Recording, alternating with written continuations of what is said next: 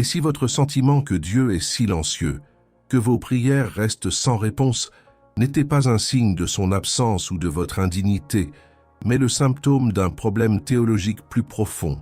Nombreux sont ceux qui, dans la foi moderne, se débattent avec cette anxiété déchirante, cette douleur cachée d'un ciel d'airain. Charles Spurgeon, le prince des prédicateurs, diagnostique « L'idolâtrie subtile de nos désirs humains déforme notre attente de la réponse divine. Cette frustration, elle n'est pas un défaut personnel, mais un appel au discernement radical.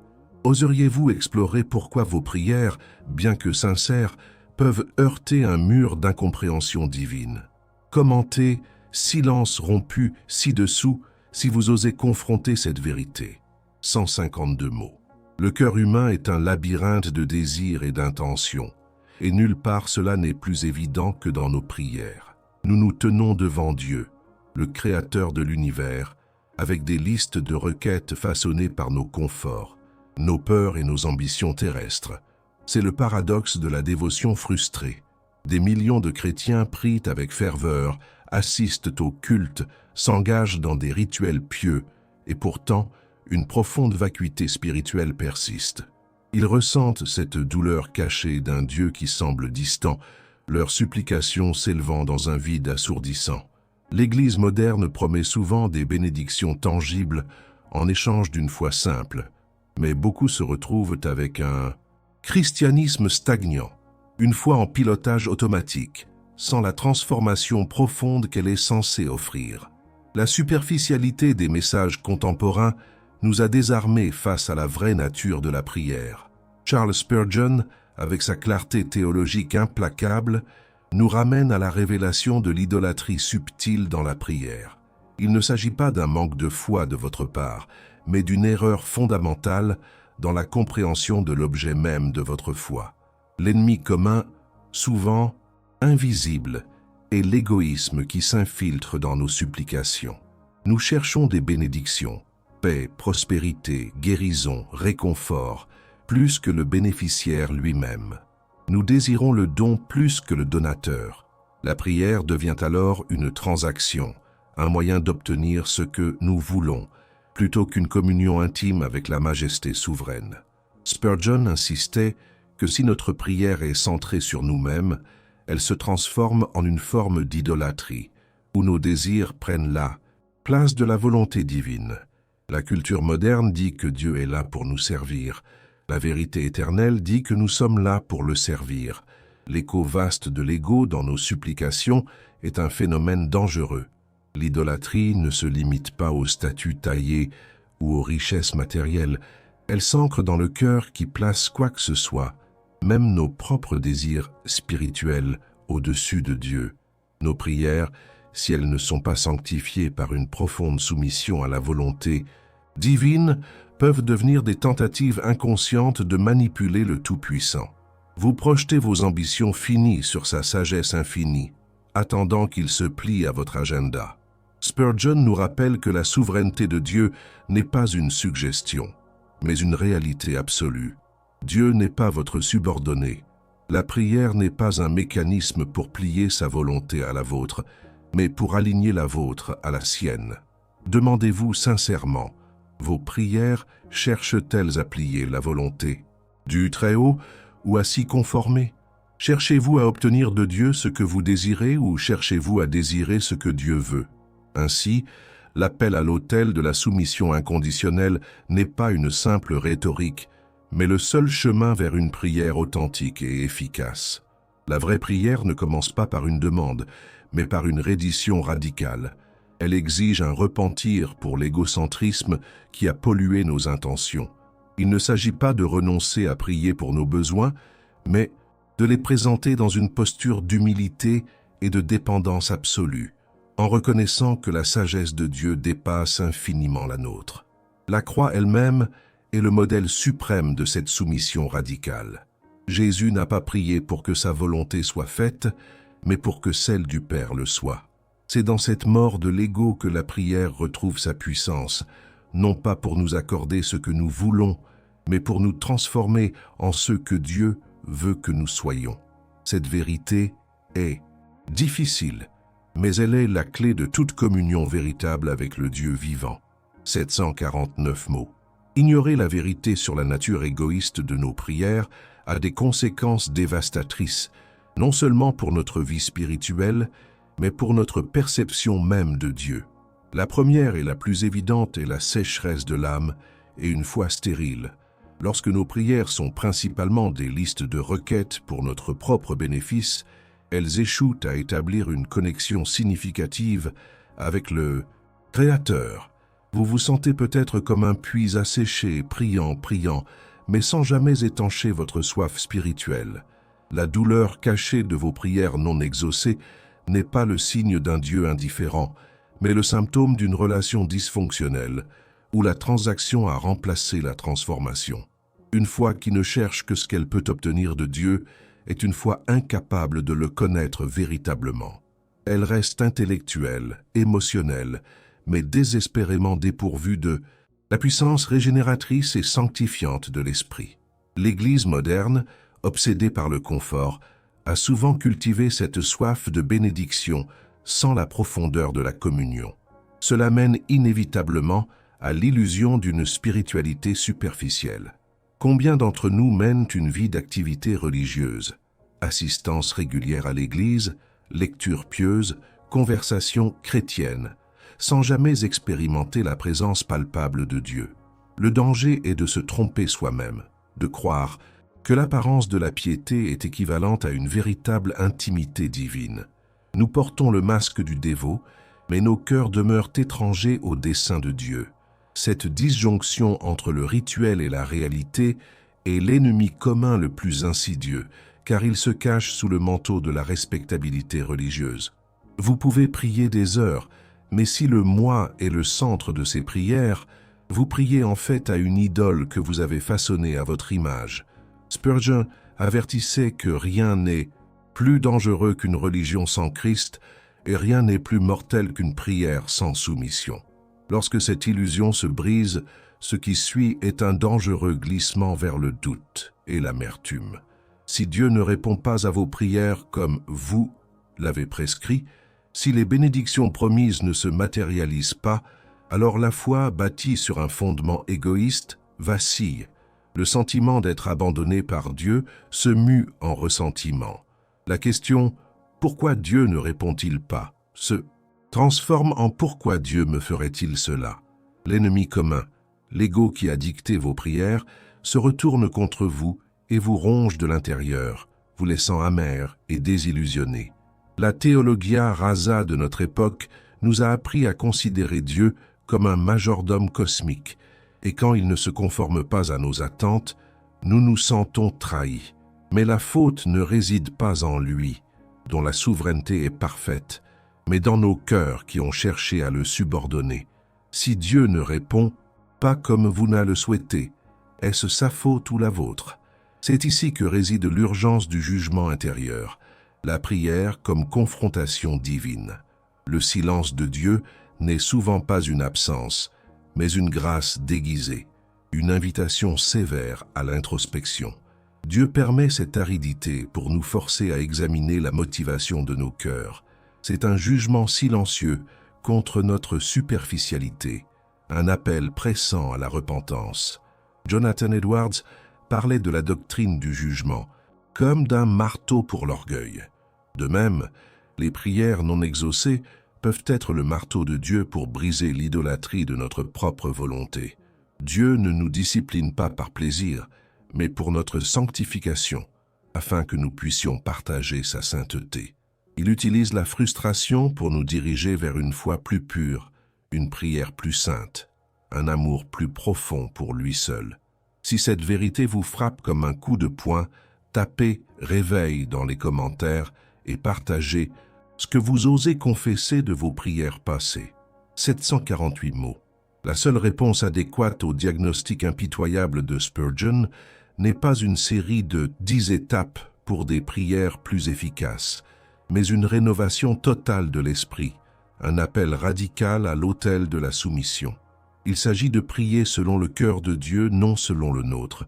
Cela exige une plongée profonde et sans compromis dans sa parole, non pas pour y chercher des promesses isolées, mais pour comprendre son caractère, ses attributs et ses desseins éternels. La théologie appliquée ici signifie que votre compréhension de la souveraineté de Dieu, de sa sainteté inébranlable et de sa justice parfaite doit remodeler chaque syllabe de vos prières.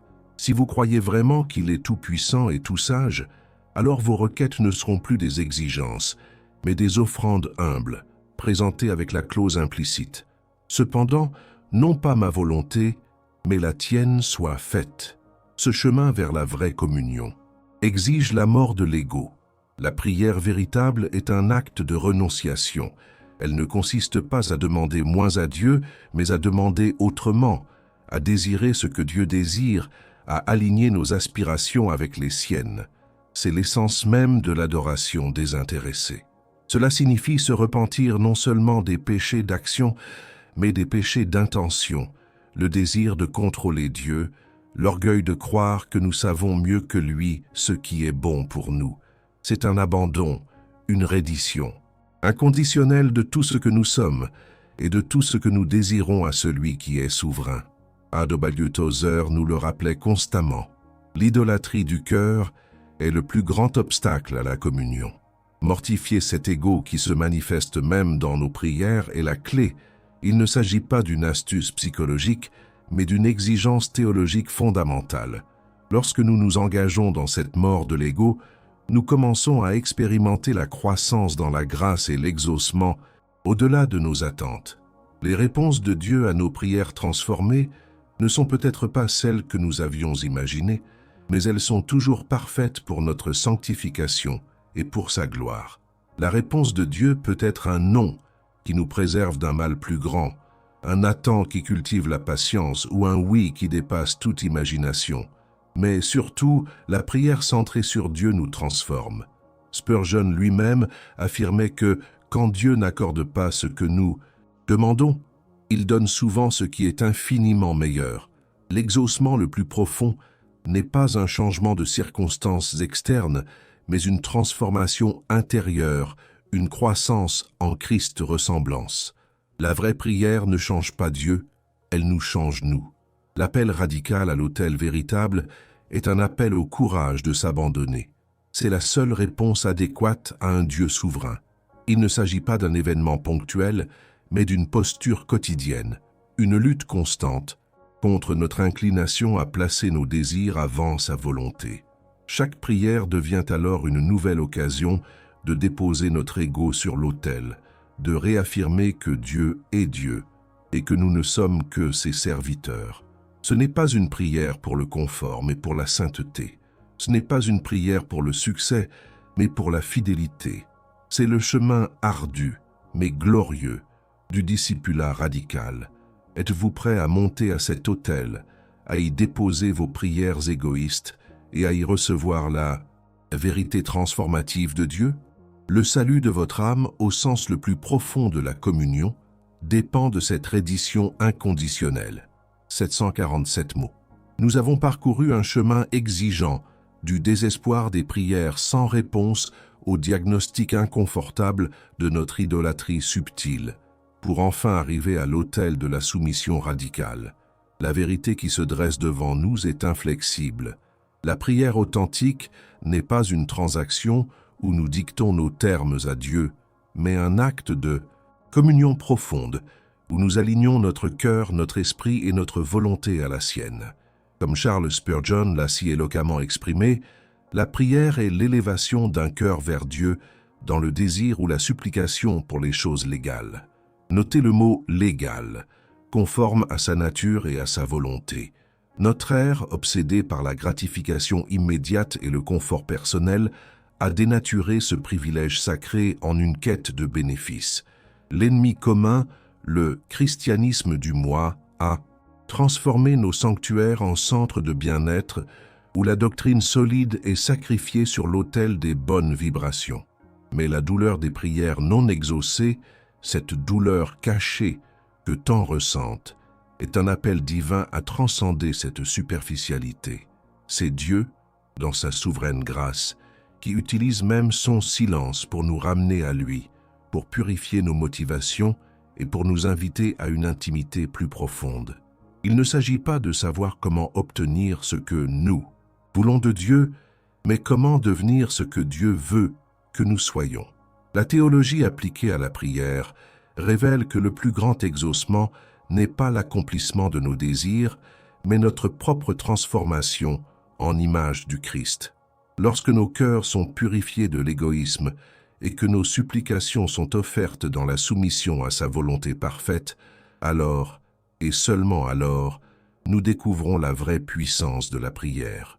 Ce n'est pas une formule magique, mais un témoignage vivant de notre dépendance à un Dieu souverain, saint et infiniment sage. Nous ne cherchons plus des réponses, nous cherchons le répondant. Nous ne cherchons plus des bénédictions, nous cherchons le bénéficiaire. C'est le chemin de la croix, le chemin que tout disciple est appelé à suivre, où la mort à soi-même est la porte d'entrée à la vie abondante. La prière cesse d'être une tentative de changement de Dieu et devient un moyen par lequel Dieu nous change. C'est la beauté austère, la vérité impérissable, et la promesse certaine pour ceux qui osent abandonner tout pour l'amour du Christ. 408 mots. Cette vérité sur la prière est un miroir, reflétant non pas ce que nous désirons voir, mais ce que Dieu voit. Elle nous confronte avec la réalité que la superficialité de notre époque ne se limite pas aux divertissements éphémères, mais s'est infiltrée au cœur même de notre communion avec le divin. La douleur cachée, les prières inaudibles, est le symptôme d'une maladie spirituelle bien plus vaste, une foi qui a troqué le roc de la doctrine contre le sable des sentiments. L'Église moderne, dans sa quête effrénée de pertinence, a souvent dilué la puissance confrontatrice de l'Évangile, transformant les appels à la repentance en invitations au confort. Mais le Dieu de Charles Spurgeon, le Dieu des Écritures, n'est pas un Dieu de convenance. Il est le Très-Haut, le Saint d'Israël, et il ne peut être manipulé par nos prières égoïstes. Son silence n'est pas une absence, mais une présence qui attend, qui nous pousse à regarder au-delà de nous-mêmes. Cette Theologia Applicata nous enseigne que même nos anxiétés les plus profondes, nos luttes pour trouver un sens à notre travail ou notre incompréhension de la souffrance, trouvent leur résolution non pas dans des 10 étapes, mais dans une réorientation radicale de notre âme vers la souveraineté de Dieu. La prière, comprise dans sa juste perspective, devient l'ancre qui nous maintient fermes au milieu de la tempête. Non parce que nous obtenons ce que nous voulons, mais parce que nous nous reposons en celui qui est au contrôle absolu.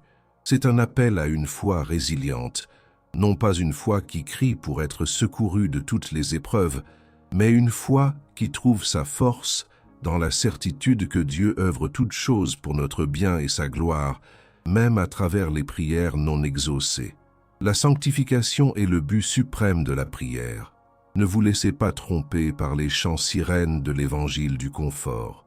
Le chemin vers la vraie paix ne passe pas par la suppression de la douleur, mais par la soumission à la volonté de celui qui a souffert pour nous.